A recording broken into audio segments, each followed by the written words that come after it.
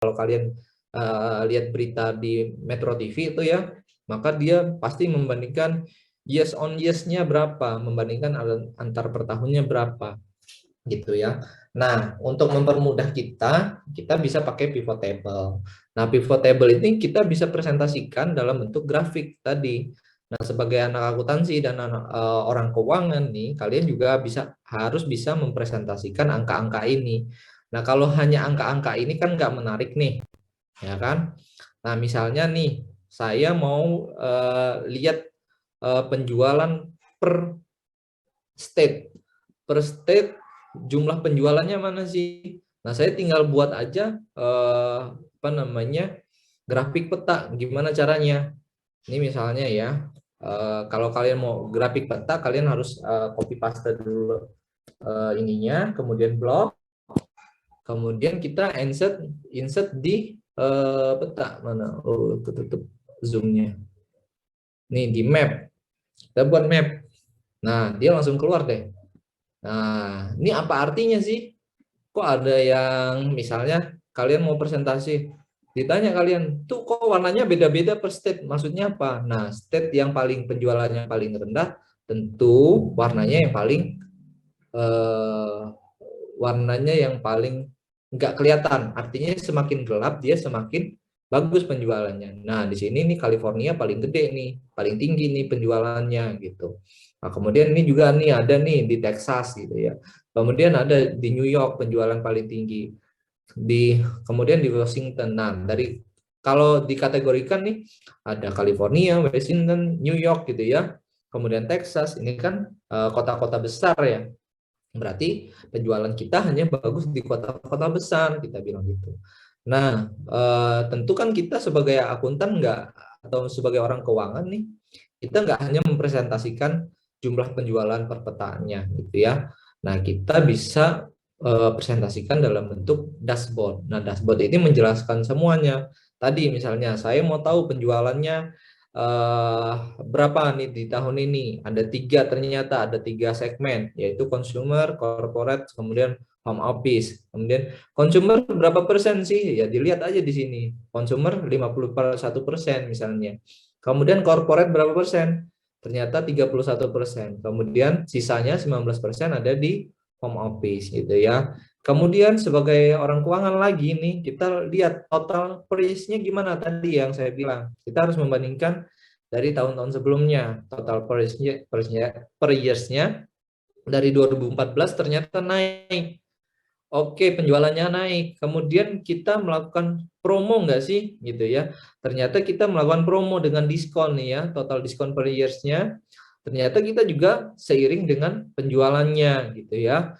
Nah, kemudian kita lihat gimana dampaknya. Nah, di orang keuangan itu pasti ditanyain, kalian sebagai orang akuntansi nanti paling ditanyain adalah profitnya berapa, kita untung berapa gitu ya, naik nggak dari tahun ke tahun untungnya.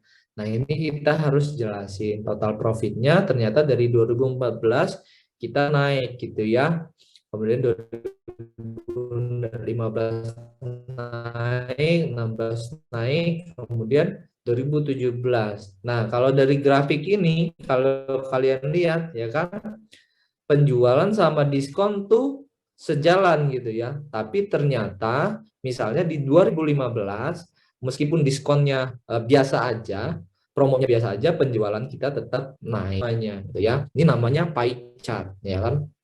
Kemudian ini namanya grafik apa namanya ya, kalau nggak salah earth graphic deh. Nah, ini kita bisa pakai sebagai alat untuk daerah mana sih yang penjualannya paling bagus, kita langsung bisa bilang kita Bapak Ibu kita bisa lihat negara bagian California itu ternyata paling baik penjualannya, disusul oleh Texas, kemudian New York, kemudian Washington. Dilihat dari mana? Dilihat dari apa namanya? Dilihat dari warna yang paling gelap itu. Nah, tugas kalian adalah stop share ya, laptopnya ngamuk nih, kipasnya mengaung, terlalu berat. Oke, oke, sebentar. Oke. Jadi pada intinya tugas tambahannya adalah apa? Tugas tambahannya adalah mempresentasikan dalam bentuk dashboard apa yang sudah kalian buat itu. Laporan keuangannya kan kalian udah buat tuh. Ada tuh bisa dibuat pie chart-nya. Misalnya aset tuh dari aset tuh terdiri dari apa aja sih aset perusahaan. Nah, aset paling besarnya apa sih gitu ya. Kemudian dari tadi penjualannya paling banyak tuh penjualan apa sih? Gitu ya.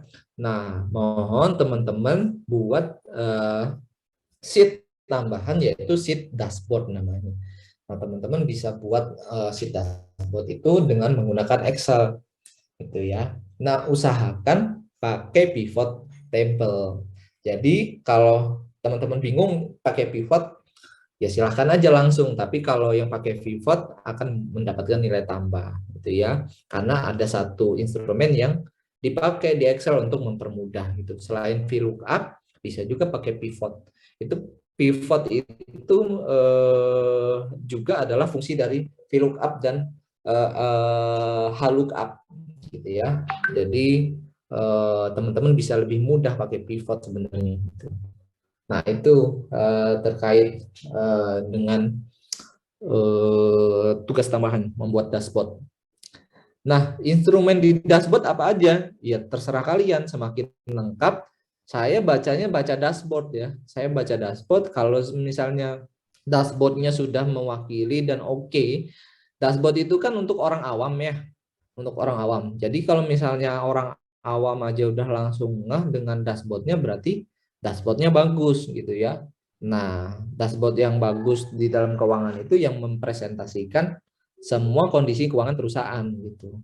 Ya, gitu ya. Jadi ukuran-ukuran perusahaan yang baik itu kayak apa sih? Ya, kalian baca lagi gitu ya di keuangan, di akuntansi profitnya pasti ya kan, penjualannya gitu ya kan, efisiensi biayanya gimana gitu ya kan, sebaran penjualannya gimana gitu ya kan.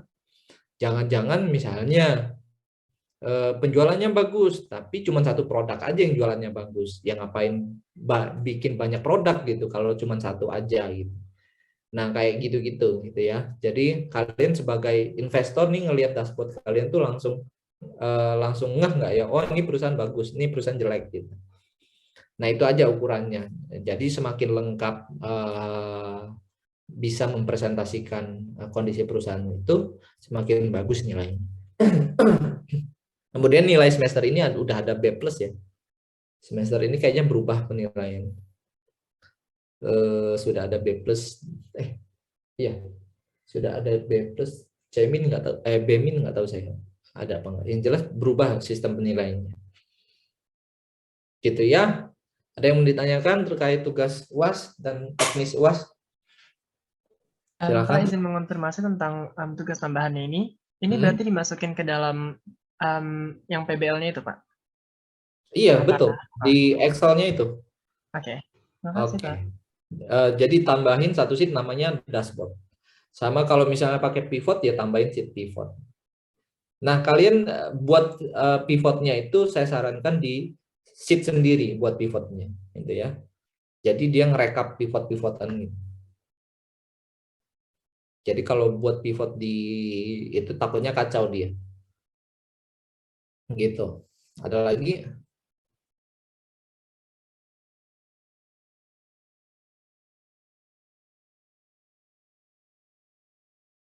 Lagi nggak? Jelas ya? Jelas ya? Oke. Kalau gitu kita ketemu di UAS. Silahkan mengerjakan dashboardnya, pivotnya juga, kemudian dikumpulkan ke ketua kelas. Dibagi dua ya, masing-masing ketua kelas ya.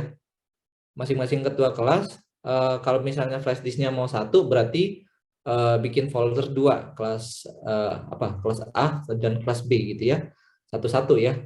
Jadi jangan dicampur antara kelas A dan kelas B. Jadi nggak bingung nilainya biar lebih cepat.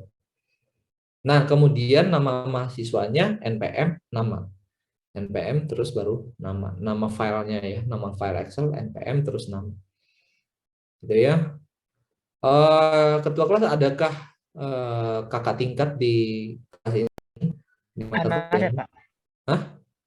Ada. Nggak ada ya? Ada? Ada, Pak. Iya, yang konversi. Oke, tolong kakak tingkat diingatkan ya, supaya nggak ketinggalan.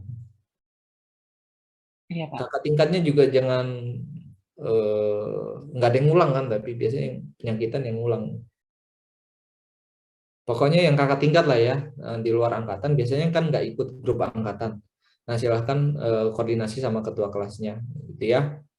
Jadi jangan sampai nanti ngehubungin saya karena nggak tahu informasi. Oke? Oke, siap, Eh, Pak. Oke, kalau gitu silakan melanjutkan Excel dengan tugas dashboard, kemudian mempersiapkan filenya untuk UAS. Kelasnya saya akhiri. Selamat siang. Assalamualaikum.